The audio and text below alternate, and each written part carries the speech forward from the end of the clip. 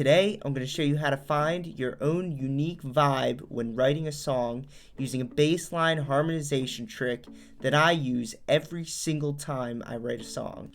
Now, this trick is seriously magical, and I guarantee the first place you want to go right after watching this video is directly to your DAW, because just watching somebody else do this trick has the power to spark a little bit of creativity and inspiration in you. However, if you want to make sure you get a fat dose of inspiration from watching this trick, make sure you watch this entire video from beginning to end so you don't miss anything. So let's get into the good stuff. So I mentioned before in other videos that the bass line controls most of the emotion in a song, and a bland bass line will result in bland chords because the bass line is the bottom note of the chords, and if your chords are bland, your song's going to be bland. And we really want to make sure we have absolute control over the emotion and the vibe and the mood of our song. So the best way to nail this trick and take absolute control over the mood and the vibe of the song is to give yourself something to harmonize with. So what you're going to see me do in this video is take a nice simple art melody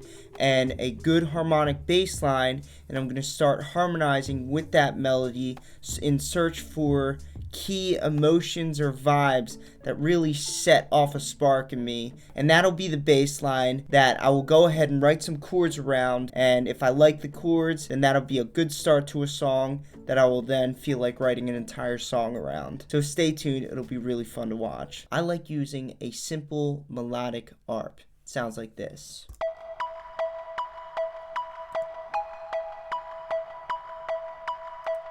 And this is just a serum sound that I made, and we're just going to jump right into it and start harmonizing with that melody.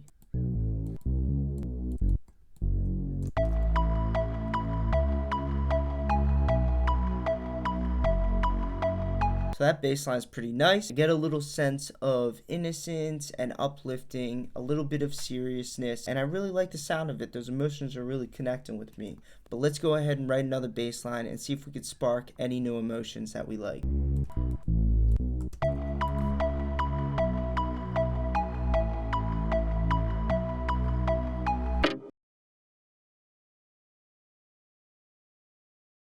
That bass line's kind of bland to me. There's not much emotion in it. It's a little cheesy. So I'm just going to go ahead and scratch that and try again.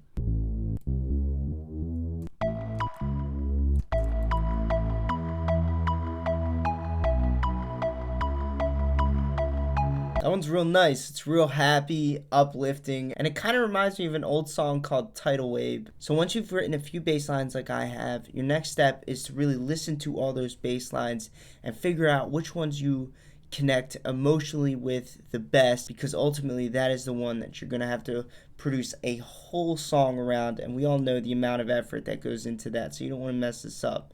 Really choose wisely, and what I like to do is just choose the one that I connect with on a spiritual level, one that makes me happy, and one that would be fun to build around. So I'm going to go with this bass line.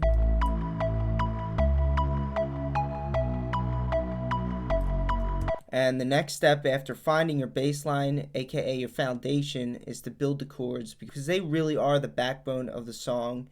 And if the chords don't sound nice, then we really can't use the bass line. So let's go ahead and build some chords. I'm just going to duplicate this bass line and put it an octave up from the original bass line. Then I'm going to take it again and duplicate it and go 7 semitones up from this top layer here.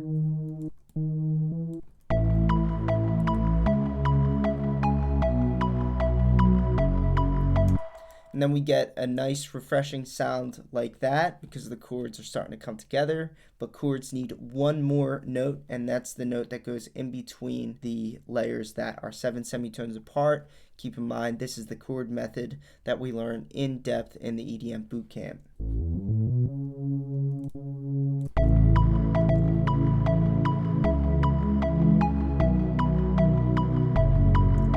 Okay, so we have some decent chords. I'm going to go ahead and spread the voicing a little bit, and let's listen to what we just came up with.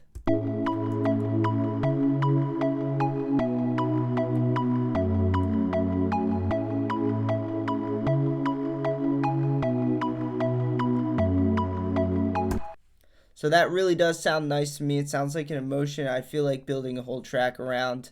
and something I could really do something with. And that really is the way I start tracks every single time I produce them. I take full control over the emotion, and then I start producing the track. So if you guys would like to learn more about chords, melodies, and workflows, be sure to meet me in my EDM bootcamp. I left a link at the top of the description below so you can check that out for yourself.